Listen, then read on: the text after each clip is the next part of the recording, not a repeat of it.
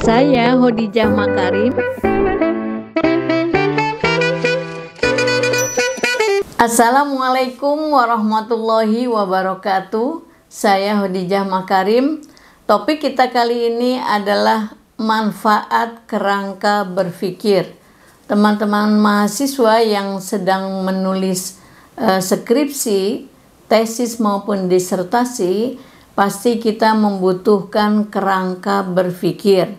Nah, di mana letaknya macam-macam. Ada kampus yang pedomannya membuat kerangka berpikir di bab 1, ada yang di bab 2 di akhir setelah landasan teori atau tinjauan pustaka, ada juga yang khusus di bab 3, satu bab membahas tentang kerangka berpikir. Nah, jadi dimanapun letaknya pada buku panduan masing-masing di kampus, gak jadi masalah. Yang penting adalah bagaimana kita mampu menjelaskan kerangka berpikir itu dengan baik. Nah, teman-teman sekalian, kerangka berpikir itu adalah merupakan satu gambaran. Jadi gambaran dari alur berpikir kita yang nanti kita buat dalam bentuk bagan, ya, bagan ataupun suatu diagram, karena itu kan berbentuk konsep, ya. Jadi kita harus memvisualkannya dalam bentuk bagan, ya, ataupun skema. Nah, di dalam kerangka berpikir itu menunjukkan suatu model berpikir, karena proses berpikir kita kan tidak bisa dijelaskan dengan kata-kata saja, tetapi akan lebih menarik kalau proses berpikir itu kita buatkan dengan suatu skema atau bagan.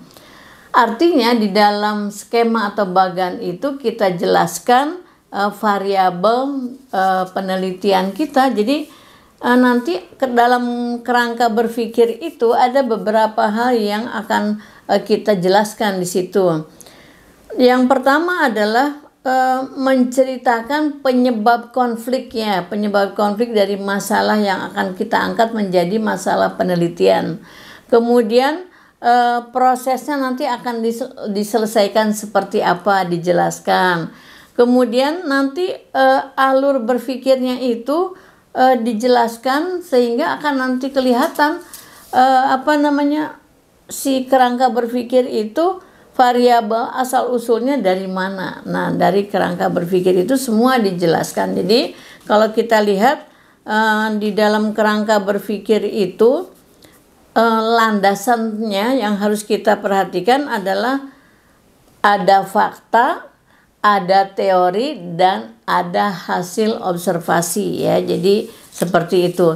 Nah, sekarang teman-teman sekalian, kalau di dalam penulisan skripsi, tesis maupun disertasi, jika kita tidak melampirkan atau tidak menyertakan kerangka berpikir, itu nanti dosen juga akan, atau pembaca ataupun dosen pembimbing akan bertanya, ini judul ini ada variabel dari mana?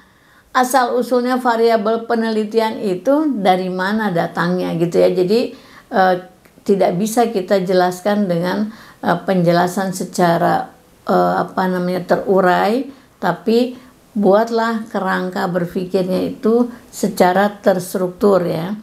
Nah, sekarang kita lihat, kalau kerangka berpikir itu dianggap penting, ya, sebetulnya apa manfaatnya, ya. Jadi kita lihat sekarang, yang pertama manfaatnya adalah peneliti dapat menjelaskan asal usul dari variabel penelitian yang akan diteliti.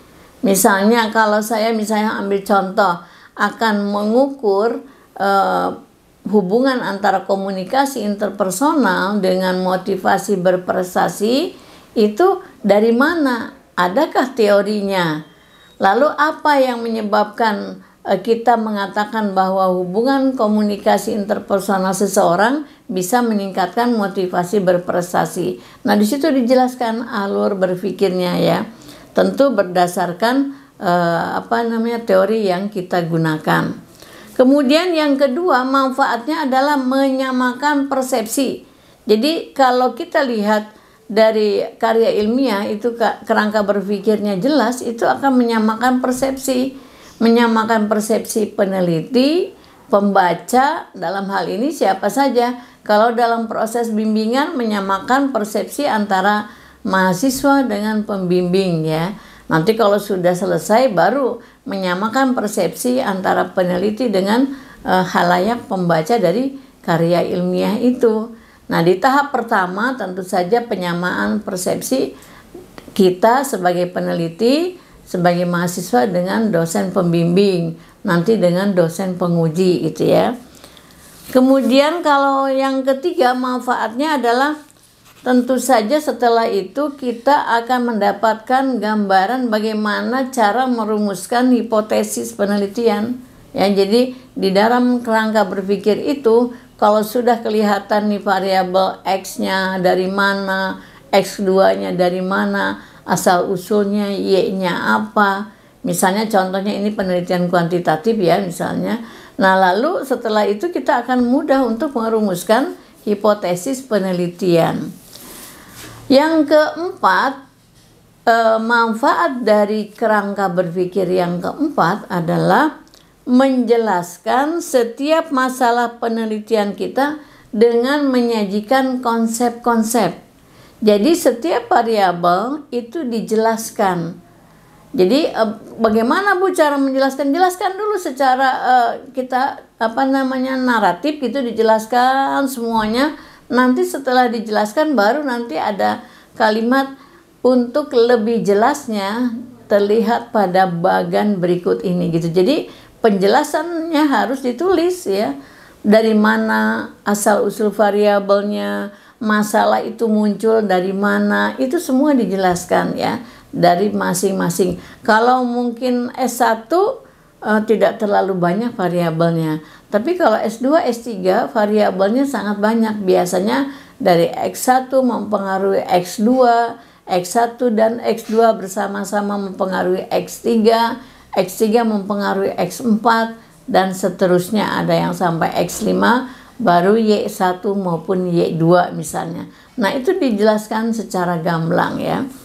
Jadi yang keempat itu adalah manfaatnya menjelaskan masalah penelitian kita dengan dukungan konsep-konsep yang kita gunakan ya, sehingga pembaca akan paham kerangka berpikir kita. Lalu yang kelima ini adalah kalau kita sudah tahu sampai dengan yang terakhir tadi, yang keempat tadi adalah menjelaskan dengan menggunakan konsep, maka yang kelima adalah membantu peneliti dalam pengujian perumusan masalah penelitian. Jadi kalau kita lihat di dalam merumuskan masalah penelitian itu kita tidak bisa tiba-tiba. Tetap perumusan masalah itu didasari oleh awalnya adalah studi pendahuluan, apakah itu dengan observasi, dengan mengecek penelitian terdahulu, atau hal-hal yang lain ya, kita mengamati, mempelajari secara seksama. Itu masalah studi pendahuluan pernah saya buatkan videonya, mudah-mudahan teman-teman nanti bisa mempelajarinya. Jadi manfaat yang kelima dari bagaimana kita menjelaskan kerangka berpikir adalah membantu kita peneliti dalam merumuskan masalah penelitian dan mengujinya gitu. Karena masalah penelitian itu kan harus diuji, harus dianalisis ya.